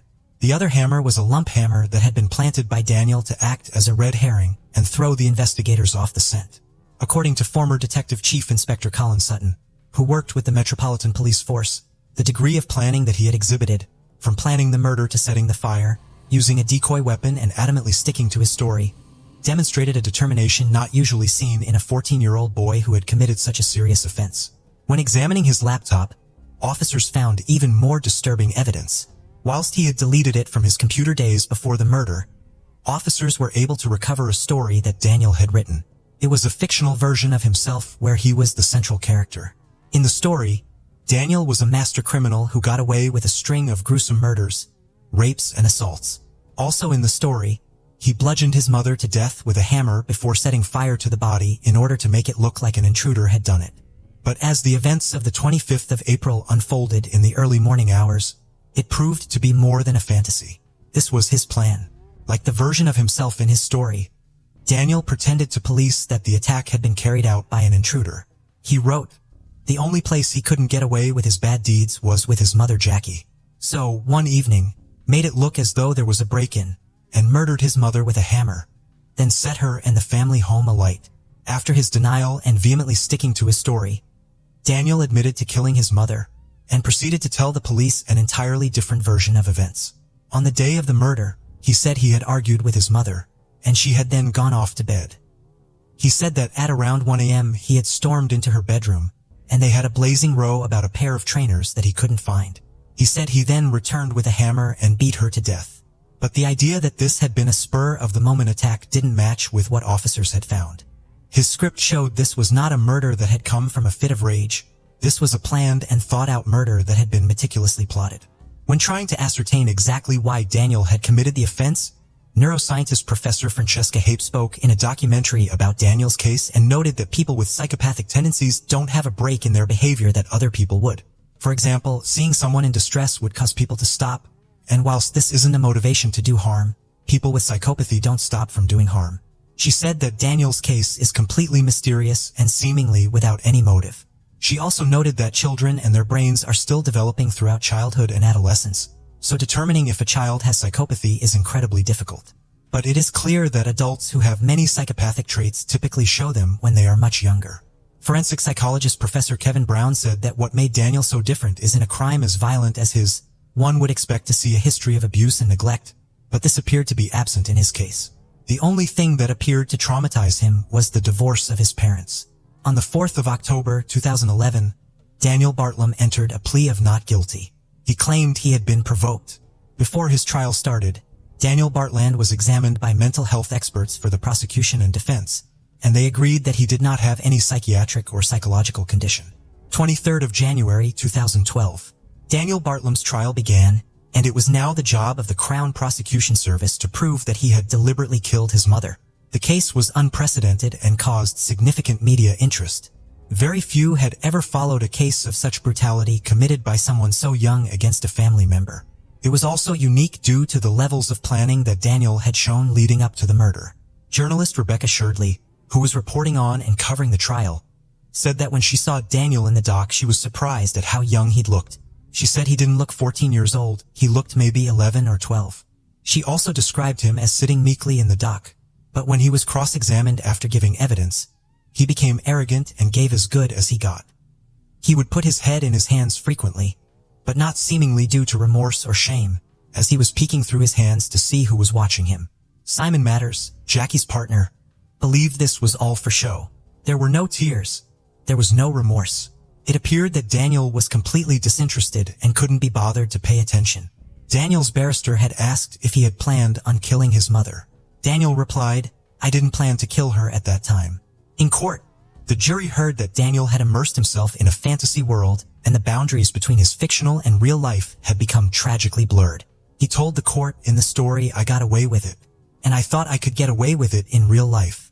The evidence was overwhelming, so the defense Daniel used was that he had committed the murder after suffering verbal and physical abuse at the hands of his mother. This gave him a defense in law of loss of control which, if proven, would reduce an allegation of murder to manslaughter. But this contradicted what many people knew of his mother. Jackie was known to be a kind-hearted and good-natured woman, and nobody had ever seen her mistreat her children or be abusive. His arrogance seemingly knew no bounds. Towards the end of the trial, he turned towards Simon and ran his finger across his neck, in a motion that indicated slitting someone's throat. Simon said he didn't find it intimidating. He said it was just Daniel being Daniel. After a 2-week trial, Daniel Bartlam was unanimously found guilty of murder. When the jury came back with the verdict, Daniel hung his head and looked down towards the floor, appearing as if he was about to cry. Some have speculated that this wasn't due to remorse, but more likely a realization that his life was effectively over. The judge, Mr. Justice Julian Flo, said, "I am quite satisfied that there was no physical or verbal abuse by your mother, such as you alleged in your evidence at trial." The judge also added that it was a grotesque and senseless killing. On the 2nd of April 2012, Daniel Bartlam was sentenced to life in prison with a minimum term of 16 years. He is eligible for release in 2028, but this will not happen if it is deemed that he is still a danger to others. Upon being unanimously convicted and sentenced, Mr. Justice Julian Flo, who had presided over the trial, decided to have the reporting restrictions lifted. The decision in this case to lift the anonymity on Daniel's identity and release his name and details of his crime to the public, despite his young age, allowed for the press to report on exactly what had happened. Detective Chief Inspector Kate Maynall, who had led the investigation, said she had never dealt with such a horrific case. The level of violence, degree of planning, and extent of his lies is not only shocking, but it is also chilling that a boy of 14 could do this. This murder has devastated everyone involved. There is only one person who knows why it happened, and Daniel has lied consistently throughout, making attempts to besmirch Jacqueline's character. Everyone who knew her knew she lived for her children and was a warm and loving mother. Maybe one day Daniel will tell the truth, as there are several gaps that only he can fill. In a statement released on behalf of the family, Jackie Bartlam's parents said that Daniel's attempts to depict her as a bad mother couldn't be further from the truth. She was, they said, a wonderful, loving and caring woman who would always be there to help if anyone was in trouble. The statement said that the family was still struggling to come to terms with what Daniel had done. We find it so hard to explain what we're going through. There are no winners here because not only have we lost Jackie, but we have lost Daniel too because of what he's done. We know it was the right result at court, but trying to understand how a boy you have loved for 14 years can do something like this is so difficult. The most difficult part for us, and something that only Daniel can answer, is why.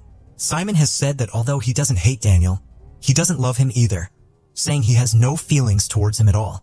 I believe in forgiveness, but there's some things you can forgive and some things you can't. It was reported recently that Simon had received a letter from the Ministry of Justice telling him that Daniel Bartland was to have his sentence reviewed as he had moved to an adult prison. The letter read, Simon said he was horrified by the decision.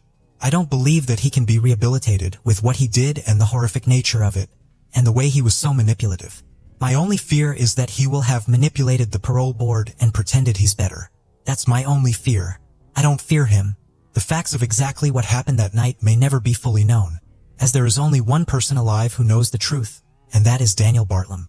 What we do know is that those who knew and loved Jackie are determined that she will be remembered as a loving mother and partner who cared deeply for people, and not by the tragic and appalling way that her life was taken.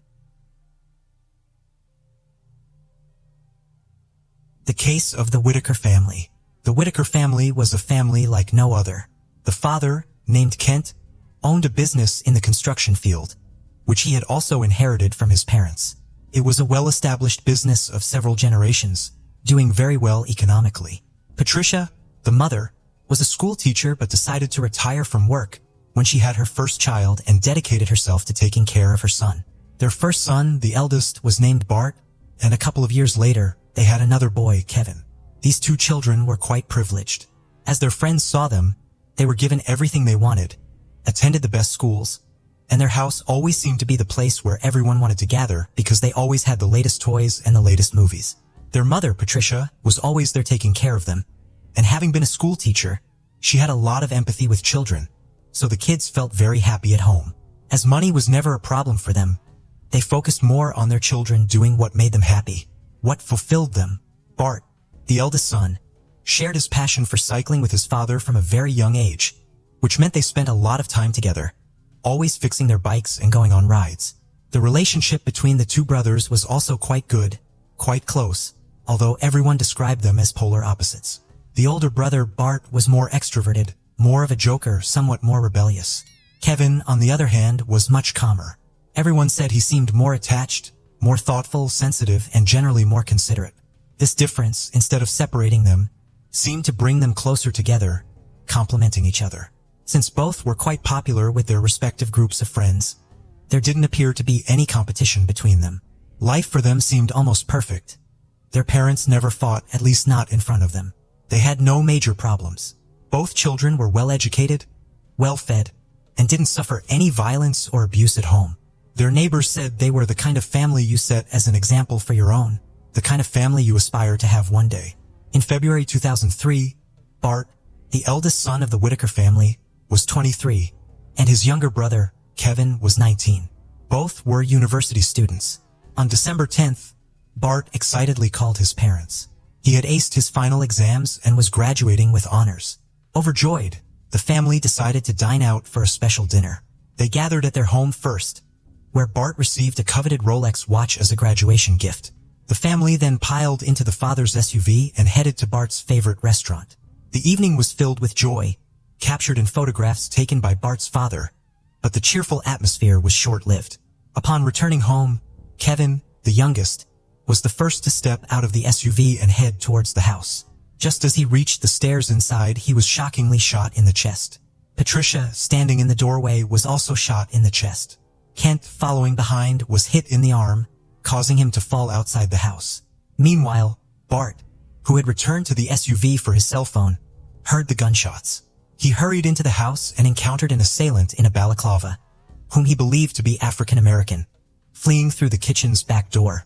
In the ensuing chaos, Bart was shot in the arm but managed to avoid more serious injury. the attacker escaped. Bart, now in the living room, frantically dialed emergency services, not realizing a neighbor had already called them. By the time of Bart's call, the entire family had been attacked. As police and ambulances were dispatched, a concerned neighbor, hearing the gunshots, rushed over. He found Kent outside, gravely injured but conscious, and quickly fashioned a tourniquet from his shirt. Approaching Patricia, all she could utter was, "He shot us." Before succumbing to her injuries and being unable to speak further, the neighbors stayed by their side until help arrived. Tragically, young Kevin was pronounced dead at the scene, a heartbreaking end to what began as a night of celebration. In the wake of the tragic shooting, Patricia, gravely injured, was airlifted to the hospital. Sadly, her injuries were too severe, and she passed away before they could reach the hospital. Meanwhile, Kent and Bart, the eldest son, both wounded in the arm, were rushed to the hospital by ambulance. Thankfully, they were conscious and alert, their conditions not life-threatening. The crime scene was a hive of police activity as investigators tried piecing together the events of that fateful night. Initially, it looked like a robbery gone horribly wrong. The lone glove lay outside, a haunting clue, and inside, a gun, the instrument of the night's horror, was found on the kitchen floor close to where Bart had been shot. The story took an unexpected turn the following day. A reporter, delving deeper into Bart's claimed university graduation, made a startling discovery. Bart was not enrolled at the university and was far from graduating. This revelation, once passed to the police, added a complex layer to the investigation. In the hospital, detectives confronted Kent with the news of Bart's academic deception.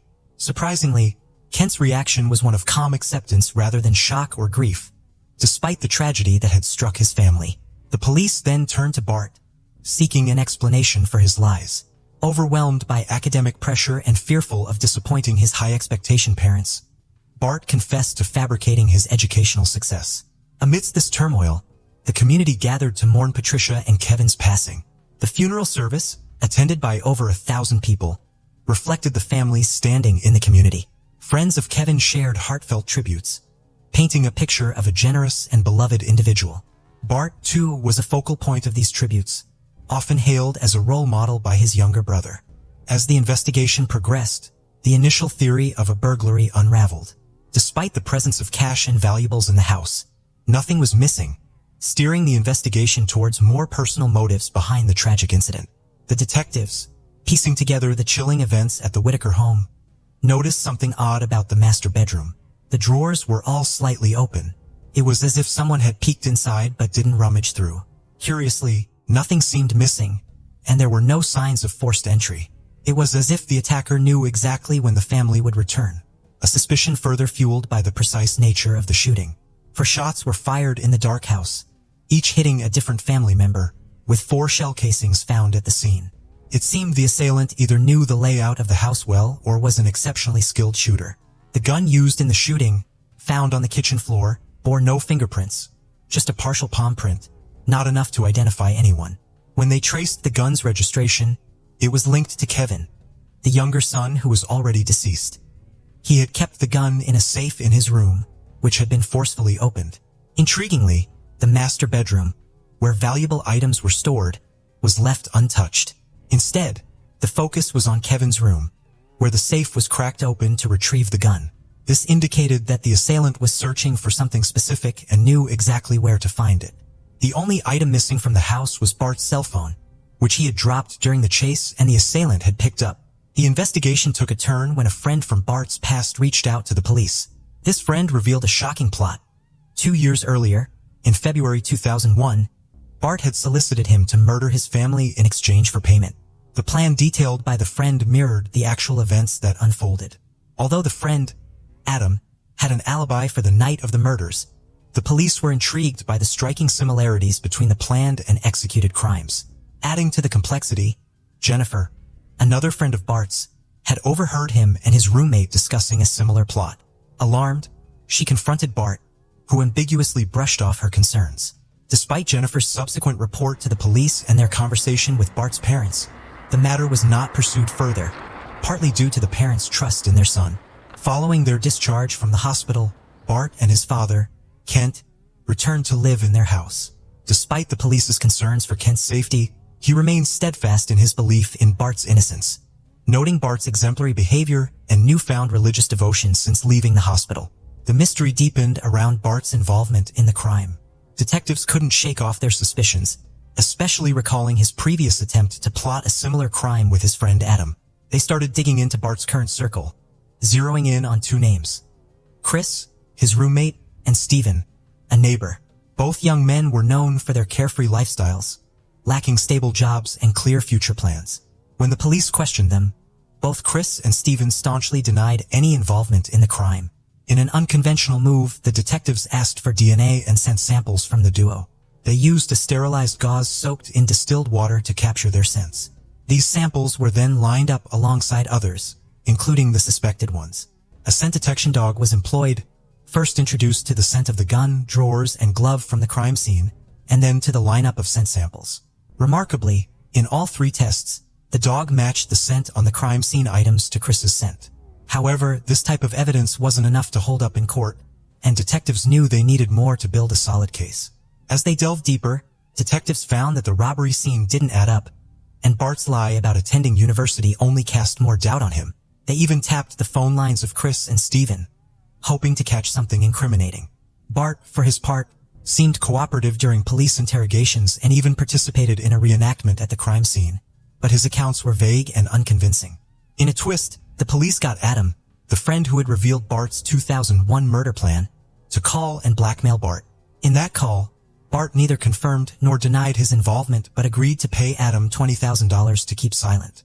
Later, Adam received $250 in cash from Bart, and the police found Bart's fingerprints on the envelope, further linking him to the crime.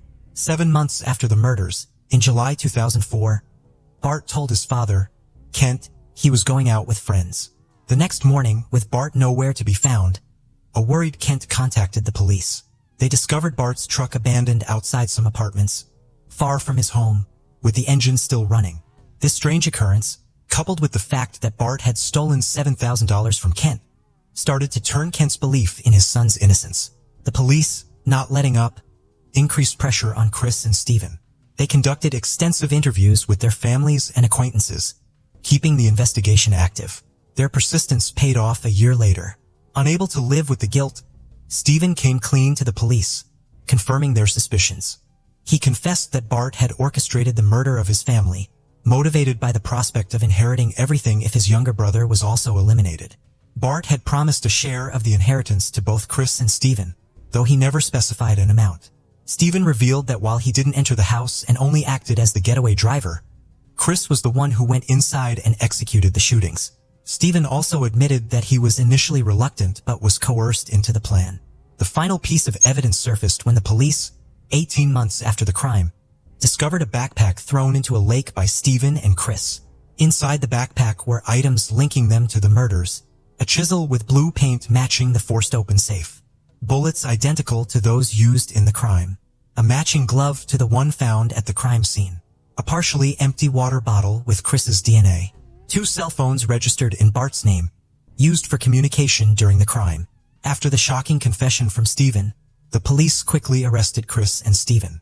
But the saga took another twist 8 days later, on September 15, 2005. A Mexican man named Rudy Rios, lured by a $10,000 police reward, made a call that would crack the case wide open. Rios confessed he had sold his identity to Bart for $3,000 and had even helped him escape to a small town on the Mexican border.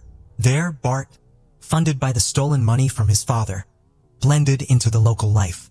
He rented a room, became a regular at the local church, made new friends, and even found a girlfriend. Her family, owning a furniture business, unsuspectingly welcomed him, believing his fabricated tale of being an injured military deserter from Afghanistan. Rios, eyeing the reward money, gave the police detailed information on Bart's location, leading to his arrest by Mexican authorities for illegal residency. He was then handed over to the U.S. police to face trial for the grim events of December 10th. On that fateful night, Bart had orchestrated a dinner outing under the pretense of celebrating his false university graduation. He needed his family to leave and return home together, setting the stage for the planned attack. At the house, Bart casually took photos with his family, even making an obscene gesture in one, a haunting detail given the impending doom he knew was coming. Bart maintained a calm face at the restaurant, later describing himself as feeling numb. Meanwhile, Chris, waiting in Bart's truck, accidentally dropped a glove, a critical piece of evidence later found by the police. Using the key and alarm code given by Bart, Chris entered the house, avoiding any signs of forced entry. He retrieved the gun from Kevin's safe and lay in wait. As the family left the restaurant, Stephen, stationed outside, gave Chris the signal. Stephen discreetly followed the family home, parking a block away to await the aftermath. Chris, following the plan, shot the 3 family members inside the house and then Bart in the arm to disguise him as another victim. Bart's subsequent call to emergency services included a misleading description of the attacker, further complicating the initial investigation. After the horrendous act, the 2 drove to a lake, their mission to dispose of a bag containing the damning evidence of their crime. Back at their homes, Chris and Stephen waited anxiously for Bart's call, expecting to discuss their payment for the grim deed. Yet, the call never came, and Bart failed to deliver any form of compensation for their involvement. March 2007 marked the beginning of Bart's trial, where a series of startling admissions came to light. Bart confessed to plotting the murder of his family, not once but 3 times. His first attempt dated back to December 2000, with a couple of friends. Their plan failed when an attempted break-in triggered the house alarm, sending them fleeing. A few months later, Bart designed another plan with his friend Adam, which never materialized beyond mere talk, thanks to their friend Jennifer overhearing and reporting them. The third attempt, tragically successful, was executed with Chris and Stephen, even after his parents uncovered the second plot. Bart, driven by a deep desire to see his family dead, did not deter from his fatal intentions. During the trial, friends involved in the earlier, unsuccessful plans were granted immunity in exchange for their testimony against Bart. Despite Bart's claims of guilt and remorse, Stephen's testimony painted a different picture, revealing Bart's cold request to finish the job by killing his father in the hospital. Bart's duplicity extended even to his girlfriend, Stanley, in Mexico. He spun a web of lies, claiming he was an only child, unloved, with a mother who was a prostitute. Living under a false identity, he felt emboldened to fabricate this false narrative. In a disturbing revelation, his girlfriend testified that Bart, in a twisted attempt to comfort her during a family dispute, suggested they could kill her parents, a suggestion she thankfully did not take seriously. The trial, lasting a mere 7 days, concluded with the jury needing only 2 hours to declare Bart guilty. With the death penalty looming over him in Texas, Bart took the stand in his defense, pleading for his life and arguing against capital punishment. The prosecution grilled Bart on the potential danger he posed to society. His defense? He claimed to have harbored hatred only towards his family. After 10 hours of deliberation, the jury sentenced him to death. Bart's case was peculiar. There was no history of abuse from his parents. They were loving, supportive, and provided him with every opportunity, including luxury cars and a house for university. Despite receiving everything materially, Bart testified he felt unloved and blamed his family for the person he had become, seeking revenge for a life he resented. Bart's journey through the justice system was a tumultuous one, marked by repeated attempts by his lawyers to overturn his death sentence. Yet, each appeal hit a dead end as the courts consistently denied them. Throughout this ordeal, Kent, Bart's father, remained a steadfast pillar of support. Despite the gravity of his son's crimes, Kent publicly forgave Bart, professing belief in his son's remorse and vowing to stand by him until the very end. As the years in prison passed, the inevitable drew closer for Bart. 11 years after his sentencing, his execution was scheduled for February 22, 2018. With the clock ticking down, Kent ramped up his efforts to save his son. He appeared on television programs and passionately pleaded with the Texas Board of Pardons and Paroles, hoping for a miracle. In a dramatic turn of events just 2 days before the execution, the board, moved by Kent's unwavering advocacy, unanimously recommended clemency for Bart. However, the final word was in the hands of the Texas governor. On the day destined for Bart's execution, as the grim procedures commenced, a glimmer of hope emerged. Bart had his last meal and precious moments with his father, perhaps for the last time. But fate had a twist in store. 45 minutes before the execution, the governor granted Bart clemency, sparing his life on the condition that he would never challenge his new sentence: life imprisonment without the possibility of parole. Meanwhile, Chris, the triggerman in the tragic saga, received a life sentence with the possibility of parole after 30 years behind bars. Stephen, the getaway driver who aided the prosecution, faced a relatively lighter sentence of 15 years due to his cooperation and has since been released from prison.